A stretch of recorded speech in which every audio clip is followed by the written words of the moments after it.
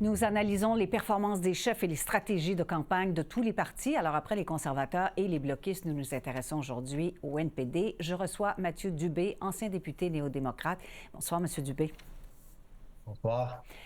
Le NPD perd des points de façon alarmante dans les sondages. Jack Meeting n'est même pas sûr et certain d'être élu dans sa circonscription, toujours selon les sondages, évidemment. Est-ce qu'il y a un problème de leadership au NPD? Écoutez, je pense que c'est un grand défi pour le NPD, comme ça l'est pour des partis comme le Bloc québécois, qui sont pas dans les partis, entre guillemets, traditionnels, qui ont formé le gouvernement fédéral au fil des ans, et avec un enjeu aussi grand que l'existence même du Canada vis-à-vis les menaces qui ont été faites par Donald Trump, évidemment les tarifs maintenant et tout ce qui en découle. C'est difficile de se tailler une place dans la discussion politique, donc c'est certain que c'est pas idéal. Mais c'est pour cette raison-là que vous avez sans doute remarqué que M. Singh tente plutôt de miser sur la force de l'équipe, donc des candidatures locales, des députés sortants qui offrent énormément à leurs concitoyens, tout en reconnaissant que les chances de former le gouvernement sont minces. C'est une question de quelle sorte de représentant est-ce qu'un comté X ou Y va envoyer à Ottawa pour tenir compte, demander des comptes plutôt au parti qui formera le prochain gouvernement. Oui, alors c'est sûr que c'est difficile pour certains partis dans le contexte en ce moment, mais vous avez parlé du Bloc. Le Bloc baisse dans les sondages, là, dans les intentions de vote, mais va quand même réussir à aller chercher des sièges. Le NPD risque d'aller chercher très peu de sièges. Alors, il y a un problème particulier au NPD. Est-ce que c'est un problème avec le leader, le chef du NPD, ou c'est un problème de clarté de message? On connaît l'ADN des conservateurs, du Bloc, des libéraux. Je ne suis pas sûre qu'on comprenne en ce moment le message du NPD. Ben écoutez, juste pas pour radoter sur le même point, mais on parle du contexte pour les autres partis, outre les libéraux et les conservateurs. Si on se fie au sondage, comme on le fait en ce moment, le Bloc québécois aussi va perdre des sièges, Oui. comme le NPD, si on se fie au prognostic. Mais on dit toujours le cliché en politique, c'est le seul sondage qui compte, c'est celui du jour de l'élection. Mais écoutez, le message, pour moi, il est très clair. Évidemment, on entend beaucoup parler de qui sera le mieux placé pour négocier avec le président Trump dans le contexte actuel.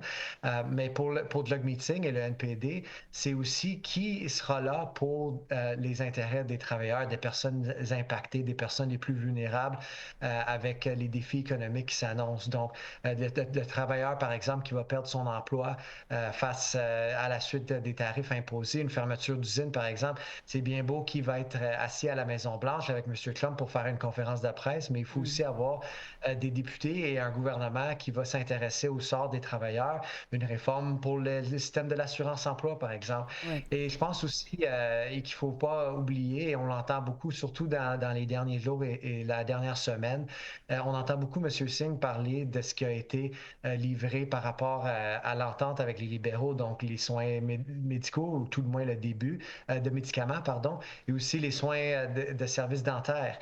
Quand même un service qui a été qui bénéficie à énormément de Québécois et de Canadiens et quelque chose qui a été il y a des gens qui se sont inscrits au programme donc Oui. jusqu'à Mais présent aujourd'hui, ça va dans la pardon, est-ce qu'on reproche ça au NPD? Est-ce que ça ne joue pas contre le NPD d'avoir été si proche des troupes de Justin Trudeau? Ben écoutez, compte tenu de l'impopularité de M. Trudeau et à quel point il a fait baisser le Parti libéral et il était impopulaire, il n'y a pas de doute que ça vient entacher un peu ce legs-là. Mhm. C'est malheureux parce que c'est des politiques publiques importantes, voire même essentielles pour certains, et qui ont bénéficié à la population.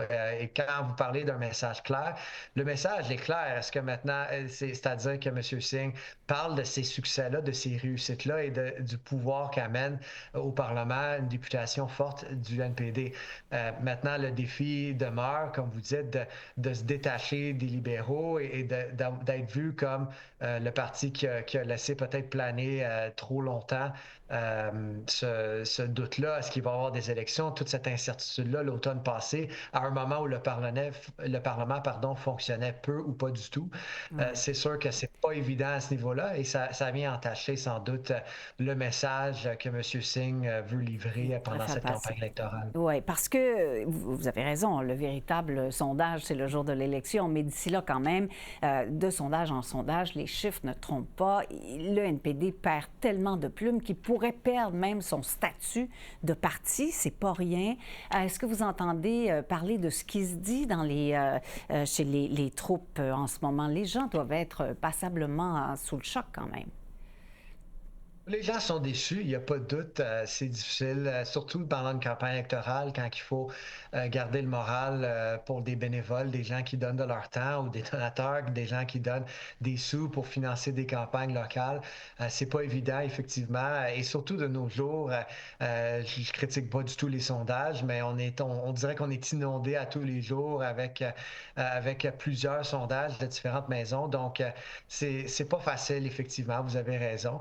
En même temps, je pense que l'espoir, la lueur d'espoir qui existe pour l'NPD en ce moment, c'est de regarder au fédéral, c'est de regarder vers l'Ontario, où il y avait là aussi une possibilité que le NPD perd son statut de parti officiel à Queen's Park, à Toronto. Et finalement, grâce à des campagnes locales fortes, des députés sortants qui ont réussi à se faire réélire, malgré une baisse là aussi au sondage, peut-être pas aussi importante, vous allez me dire, c'est vrai, mais néanmoins, le NPD a réussi à demeurer en statut d'opposition officielle au provincial en Ontario. Donc, oui, effectivement, il y a beaucoup de déceptions au sein des troupes du NPD, mais en même temps, on regarde vers un exemple comme celui-ci. Et c'est pour cette raison-là, d'ailleurs, entre autres, que M. Singh mise sur la force de l'équipe, des députés sortants qui ont bien performé et qui souvent, historiquement, performent mieux que ce que les sondages donnent aux partis sur le plan national. Alors, terminons sur cette note d'espoir pour le NPD. Merci, M. Dubé. Merci à vous.